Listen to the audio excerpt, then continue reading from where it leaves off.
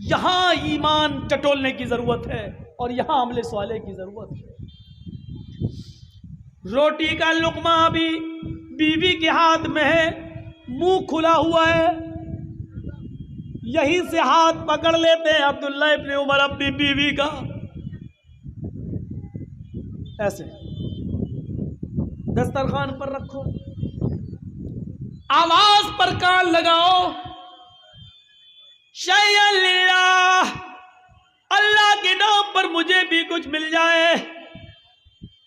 मेरी बीवी मेरे बच्चों ने भी कई दिनों से खाना नहीं खाया। अब्दुल्ला इब्न उमर फौरन वो दस्तरखान उठाते हैं पराठे के साथ और मछली के साथ और अपनी बीवी के हवाले करते हैं। मेरी बीवी, जिसके बीवी और बच्चे कई दिनों से भूखे हो और ये आवाज सुन लेने के बाद ये मछली, ये पराठे का लुकमा मेरे हलक के नीचे चला जाए, कयामत के दिन में अपने अल्लाह को क्या मुंह दिखाऊंगा? ईमान का कौन सा हिस्सा मेरे पास रहेगा? जाओ उसको दे दो। हम लोगों की बीवी होती तो क्या कहती? इसी वक्त टपकने को था, थोड़ा सा और रुक जाता, अभी आने को था क्या, थोड़ा सा और सब्र नहीं हुआ? एक तो 3 दिन तक मछली नहीं मिली, तीसरे दिन मछली मिली तो बड़ी मेहनत से उसको पकाया, साफ किया, पकाया दस्तरखान पे, और जैसे ही खिलाने चली वैसे ही साहब अल्लाह के नाम मांगने वाला आ गया।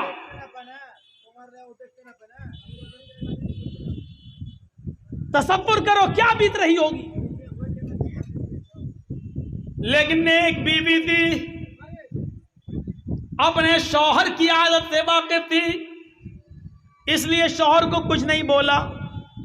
एक बात कहती है कि आए मेरे प्यारे शौहर, मछली आपने बनवाई है, मछली आप खा लीजिए। ऐसा करते हैं, मछली में जितना पैसा लगाए, पराठे में जितनी कीमत लगी है, मैं मछली और पराठे की उतनी कीमत मैं निकाल कर अलमारी में से, तिजोरी में से मैं उसको निकाल कर इस मांगने वाले साइल के हवाले कर देती हूं। आपको मछली पसंद है, पता नहीं उसको और उसकी बीवी बच्चों को मछली पसंद होगी भी या नहीं, हम ये कीमत उसको दे देते, वो अपनी पसंद का खाना अपने घर में बना लेगा। इसमें क्या बुराई थी? कहने लगे मेरी बीवी तुम बहुत ठीक मशवरा दे रही हो, मछली यही रहने दो, मछली हम खाएंगे, आप खा लेंगी, हम लोगों के बच्चे खाएंगे, लेकिन मछली और पराठे में जो कीमत लगी है वो निकाल कर उसको दे दो। अब दिखाता हूं ईमान और अमले वाले। बीवी तिजोरी खोलती हैं, कीमत निकालती हैं और लेकर देने जा रही हैं। अब्दुल्ला इब्न उमर ने कहा इधर आओ, देखूं तुम कम तो नहीं दे रही हो उसको।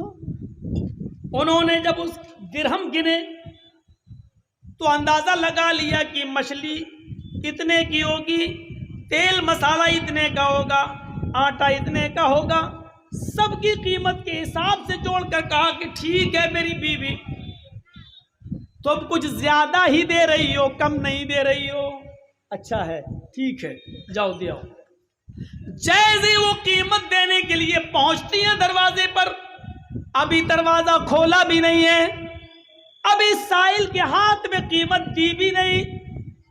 इतने में अब्दुल्ला इब्न उमर फिर आवाज लगाते हैं मेरी बीवी कीमत लेकर इधर आओ। हैं? अब क्या है, इधर आओ। आ गए, कीमत लाओ। क्या करेंगे आप? देखें, अभी तो देखा था, अरे लाओ ना, मैं तुम्हारा शौहर हूं, मांग रहा हूं, दो ना, दे दी। कीमत भी दस्तरखान पर रख दी, मछली उठाई, पराठा उठाया और उसमें कीमत भी रख दी दस्तरखान पर, और पूरा का पूरा उठाकर कहा मेरी बीवी जाओ इस मांगने वाले को कीमत भी दे दो और मछली भी, पराठा भी।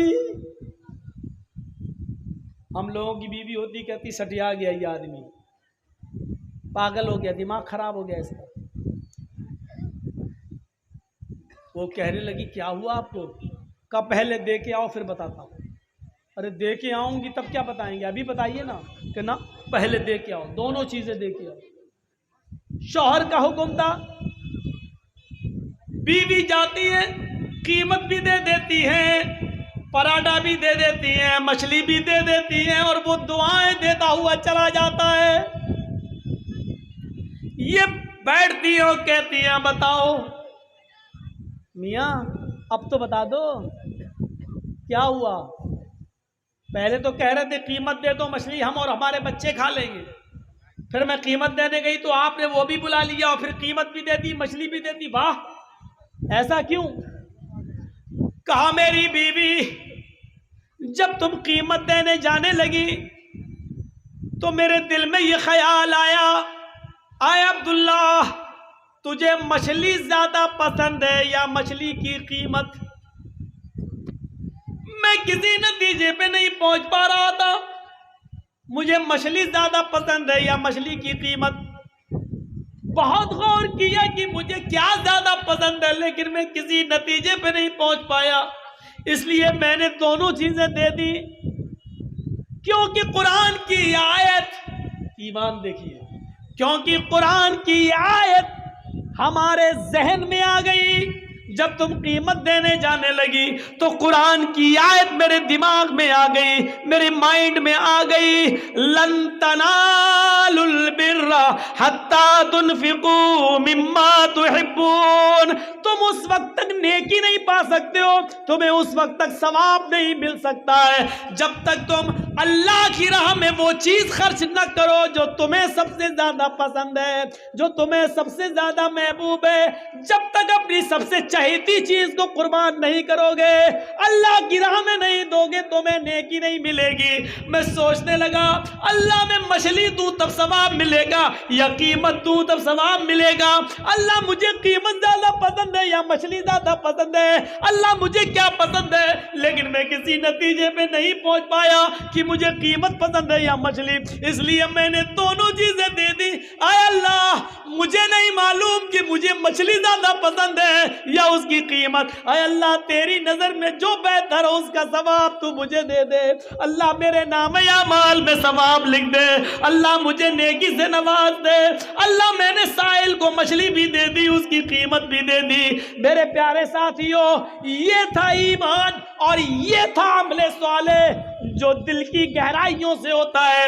इल्लल्लज़ीना आमनू व अमिलुस सालिहात, जिनके अंदर ईमान है और जिन्होंने ईमान के साथ साथ अमले साले किए, ये लोग कामयाब हैं और ये लोग नुकसान में नहीं है, ये लोग जन्नत में जाने वाले लोगों में से हैं।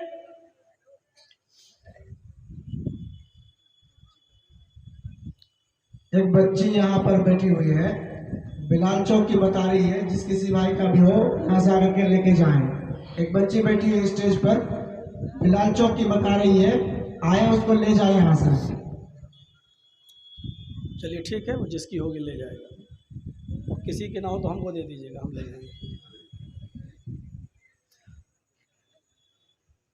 तो ईमान और अमले साले, देख रहे हैं, ये था ईमान और ये था अमले साले। आइए दो चीज़ें और दिखा दूँ। वतवासौ बिल हक़्क़ी वतवासौ बिस सब्र। तुम्हारे मुंह पे तुम्हारी जैसी, हमारे मुंह पे हमारी जैसी, ये नहीं है इस्लाम में। इस्लाम के अंदर दो टूक सही सही है, डंके की चोट पे बोलो। गलत को गलत कहो, डंके की चोट पे कहो। है गलत तो गलत, ऐसा भी कर लो वैसा भी, तुम्हारे मुंह पे तुम्हारी जैसी, हमारे मुंह पे हमारी जैसी नहीं। वतवासौ बिल हक़, हमेशा हक बात कहो। और सबसे बड़ा जिहाद तो अल्लाह के नबी ने यही बताया है, अफजलुल जिहादी कलिमतुल हक़। हक बात बोलना सबसे बड़ा जिहाद है, और सबसे बड़ा जिहाद बादशाह के सामने हक बात कहना। दुनिया में ऐसे बहुत से लोग गुजरे हैं, तवाफ कर रहे हैं हजरत सालिम इब्ने अब्दुल्ला इब्ने उमर, हजरत अब्दुल्ला के बेटे यानी उमर फारूक के बेटे अब्दुल्ला और अब्दुल्ला के बेटे सालिम। तो सालिम इब्ने अब्दुल्ला इब्ने उमर खाने काबा का तवाफ कर रहे हैं, उमर फारूक के पोते, और उनके जिस्म पर जो एहराम है उसमें जोड़ ही जोड़ लगे हुए हैं, पैबंद ही पैबंद लगे हुए हैं। और उस जमाने का खलीफा, उस जमाने का मक्के का गवर्नर, मक्के का जिम्मेदार हिशाम इब्ने अब्दुल मलिक, हिशाम इब्ने अब्दुल मलिक जब देखता है तो पूछता है लोगों से, ये कौन आदमी है जिसके पैबंद लगे हुए हैं? लोगों ने बताया ये